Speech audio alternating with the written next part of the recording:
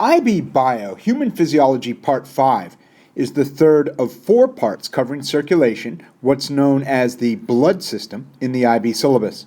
Human Physiology Part 5, Circulation C, this movie, has its focus on the control of the heartbeat and the cardiac cycle. The essential idea is the blood system continuously transports substances to cells and simultaneously collects waste products.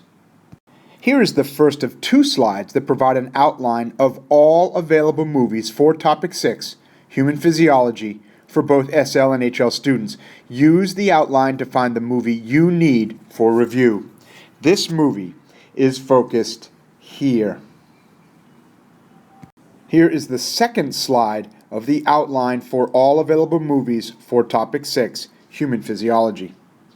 Here are the first 2 IB syllabus statements. Outline the mechanisms that control the heartbeat, including the roles of the SA node, the AV node, and conducting fibers in the ventricular walls. State that the heart beats of its own accord and speeds up or slows down through involuntary nervous and hormonal control. The cells of the heart, known as cardiac muscle cells, are unique. These cells combine characteristics of muscle and nerve cells. Cardiac muscle cells are able to rhythmically depolarize. This is known as myogenic. Myo meaning muscle, and genic referring to origin. One group of cells, known as the sinoatrial node, SA node for short, display the fastest rate of depolarization. Thus, this region of the heart determines the rate of contraction for the entire structure. The SA node is called the pacemaker. When the depolarization occurs at the SA node, the impulse sweeps across the atria, then down the septum to the ventricles, and then up along the walls of the ventricles. We'll be looking at the details of contraction in slides to come. The heart rate is also influenced by nerves from the medulla of the brain and hormones such as epinephrine. Remember, the heart beats of its own accord, it's myogenic, and speeds up or slows down through involuntary nervous and hormonal control. The cardiac muscle is myogenic, with the SA node setting the pace, but the rate of contraction is also influenced by nerves from the medulla of the brain and by the hormone epinephrine. Now, nerves from the medulla of the brain can increase the heart rate in situations when the body requires additional oxygen to the tissues, such as when escaping a predator or readying for conflict. The response to a threatening situation is adaptive and maintains homeostasis. Nerves can slow the rate of contraction once the threat is over. The hormone epinephrine is secreted from the adrenal glands that lie on the anterior ends of the kidneys. Epinephrine will also increase the rate of contraction. Epinephrine secretion from the adrenal glands is controlled by nerves from the medulla of the brain. Now we can begin to examine how the rhythmic delivery of the impulses from the SA node causes contraction of the entire heart. Let's take a closer look at cardiac muscle tissue seen here in these images. The cells are branched, as you can see here. The interconnected branched nature of the cells allows impulses to pass quickly across the entirety of the heart so that the heart can beat as one unit. The cells also have gap junctions between them. These are openings between the cells, cytoplasmic openings, that allows the impulse to travel quickly from cell to cell. Again, branching and gap junctions both serve to move the impulse quickly across the entirety of the heart so that it beats as one unit. Let's dig deeper into this IB syllabus statement. Outline the mechanisms that control the heartbeat, including the roles of the SA node, the AV node, and the conducting fibers in the ventricular walls. The SA node rhythmically depolarizes, sending an impulse, known as an action potential, across the atria, resulting in atrial contraction. The impulse reaches the AV node located here. Now, the cells of the AV node do not have gap junctions, So the impulse slows slightly before passing down the bundle of His to reach the Purkinje fibers at the base of the ventricles. The ventricles contract after the atria have contracted, and the ventricles contract from the bottom up. In this slide, you can see the time that it takes for the impulse, starting from the SA node, to reach various locations across the heart. The impulse reaches the bottom of the right atrium in 7/100ths of a second, and the left atrium, far reaches of the left atrium, in 9/100ths of a second. Now the atria contract together. But look, the impulse reaches the AV node in 3/100ths of a second. However, notice how much time it takes for the impulse to reach the bundle of His at 16/100ths of a second. The AV node delays the impulse because the AV node cells do not have gap junctions. The impulse then travels or proceeds down the bundle of His, reaching the bottom of the ventricles in 1700 to 18/100ths of a second, before sweeping up the Purkinje fibers along the outer walls of the ventricles. The ventricles contract together from the bottom up toward the large arteries through which the blood exits the heart. In this image, we'll start with the SA node that depolarizes, initiating the impulse that stimulates the contraction of the heart. The impulse moves across the atria contract together as the impulse reaches the AV node. The AV node delays the impulse about 1/10 of a second. The impulse sweeps down the bundle of His and then up the walls of the ventricles. The ventricles contract just after the atria contract, and they contract from the bottom up, pushing the blood up into the aorta and pulmonary artery. Once again, we can see that the SA node initiates contraction and the impulse sweeps across the atria. This is known as atrial systole. The atria are contracting. Meanwhile, the ventricles are at rest, and this is known as ventricular diastole. Systole is a time period during which the heart is contracting. Diastole is a period of time when the heart is at rest. In this left-hand portion of the image, atrial systole, ventricular diastole. The impulse then reaches the AV node. The impulse is delayed slightly, then sweeps down the bundle of His to the base of the ventricles. The ventricles begin to contract. This is ventricular systole, as the impulse sweeps up the Purkinje fibers along the ventricle walls. Meanwhile, the atria are at rest. This is atrial diastole.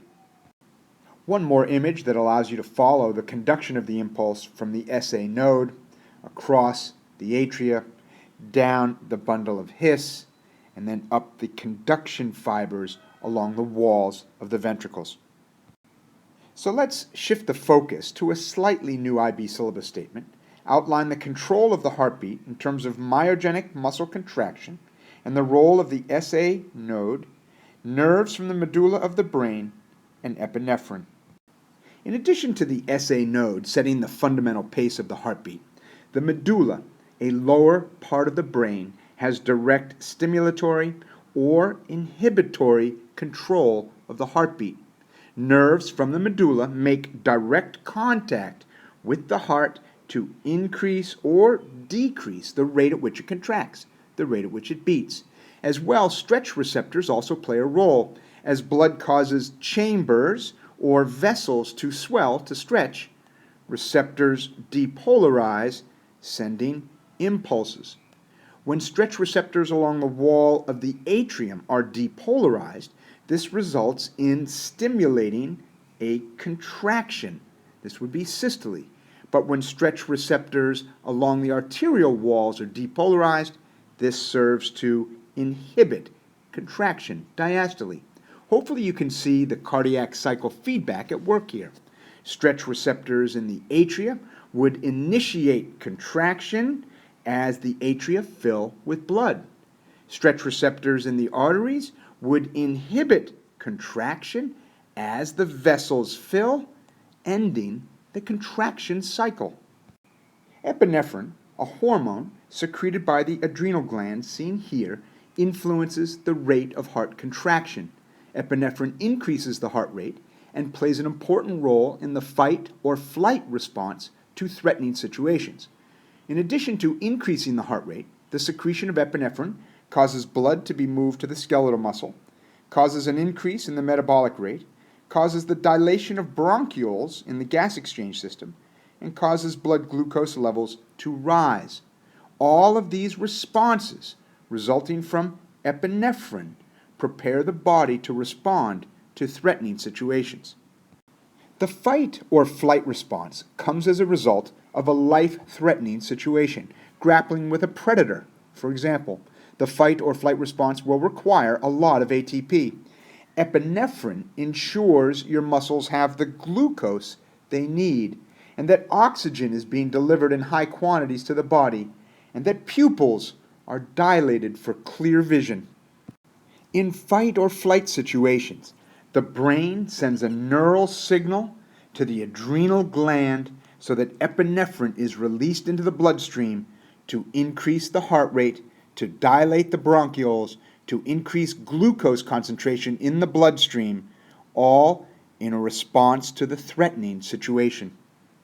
And here is an outline of how the rate of heart contraction is controlled.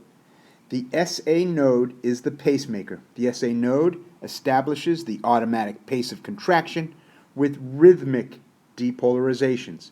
There is nervous control from the medulla of the brain via the vagus nerve. The heart rate can be increased or decreased through nervous control. And then there is endocrine control, hormones that influence the rate of heart contraction. The adrenal gland secretes epinephrine that increases heart rate. And if epinephrine release is inhibited, then the heart rate slows. And that brings us to a new IB syllabus statement. Explain the events of the cardiac cycle, including pressure changes in the left atrium, left ventricle, and aorta. And in order to study the cardiac cycle, two terms are important: systole, the phase during which the heart is contracting, and diastole, the phase during which the heart is at rest. The cardiac cycle takes approximately 1 minute, or just under a minute, as the average heart rate is 70 beats per minute. On the left side of this image, the heart is at rest, a period of time known as diastole.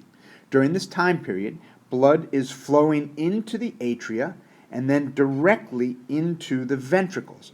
The atrioventricular valves are open and the semilunar valves are closed. The AV valves are open because the atrial pressure is higher than the ventricular pressure.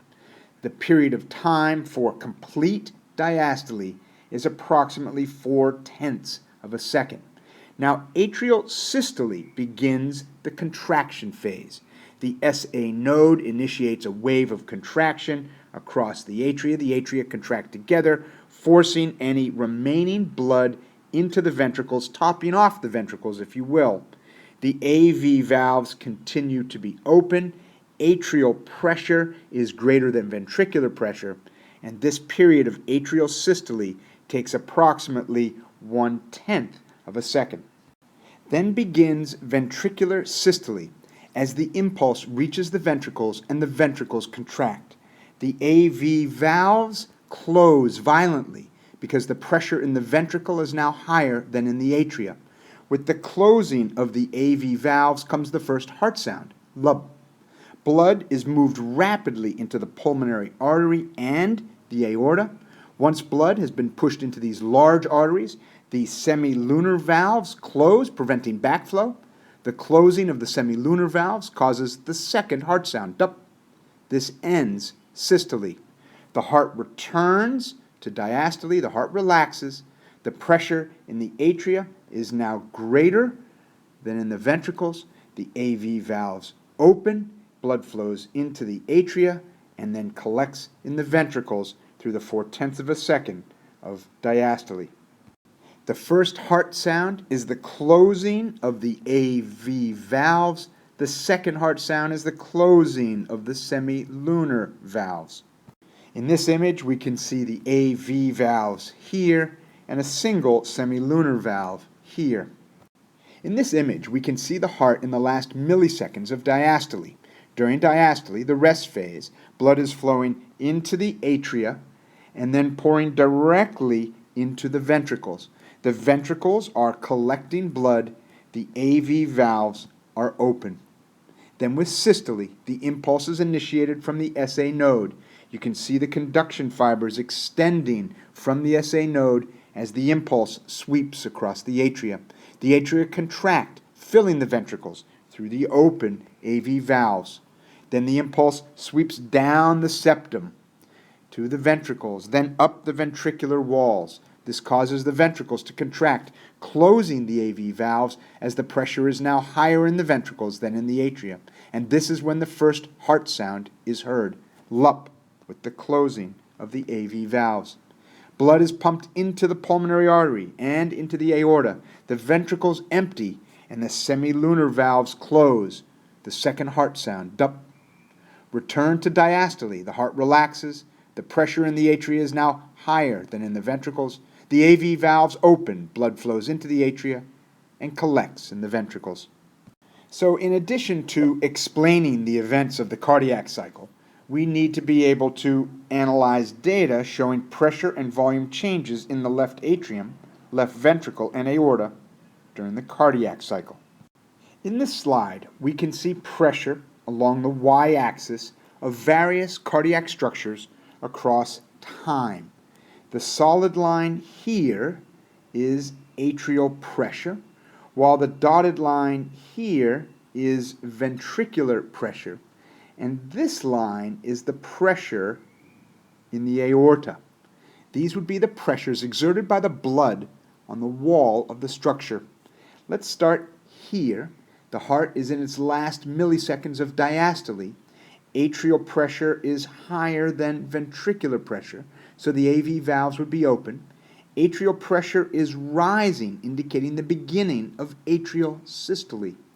Through this period, the atrial pressure is higher than ventricular pressure because the atria are contracting, and as such, the AV valves remain open as the atria top off the ventricles with blood. Then, at this point in time, the impulses reach the ventricles and the ventricles begin to contract as ventricular pressure rises and rises above atrial pressure. The closing of the AV valves happens here, just when ventricular pressure exceeds atrial pressure. This marks the first heart sound, lub. The semilunar valves have been closed throughout this period. As ventricular pressure rises and then exceeds aortic pressure, here, the semilunar valves open. While ventricular pressure exceeds aortic pressure, the semilunar valves remain open until the ventricles begin diastole about here, and ventricular pressure begins to drop. When ventricular pressure drops below aortic pressure, the semilunar valves close here, producing the second heart sound, dup. Throughout this period, the AV valves have been closed because ventricular pressure has been greater than atrial pressure. But as ventricular pressure falls below atrial, right here, the AV valves open. Notice that the entire heart is in a period of diastole from about here until here, which is the start of the next atrial contraction here. With this slide, you have a chance to practice the events shown in the graph. You can stop the movie, work your way through it, and then turn it back on to follow me. Number 1 is atrial systole, also time period A. Atrial pressure is higher than ventricular pressure. The AV valves are open and the semilunar valves are closed. Number 2 is when ventricular systole occurs, ventricular pressure exceeds atrial pressure, and at this moment in time, the AV valves snap shut. Bub is the first heart sound to be heard. At 3, ventricular pressure rises and rises above aortic pressure here. Semilunar valves open. Ventricular pressure exceeds atrial pressure, through this period of time of ventricular systole. Time period B is ventricular systole. As the heart goes into a period of relaxation, starting about here, diastole, ventricular pressure starts to drop and drops below aortic pressure.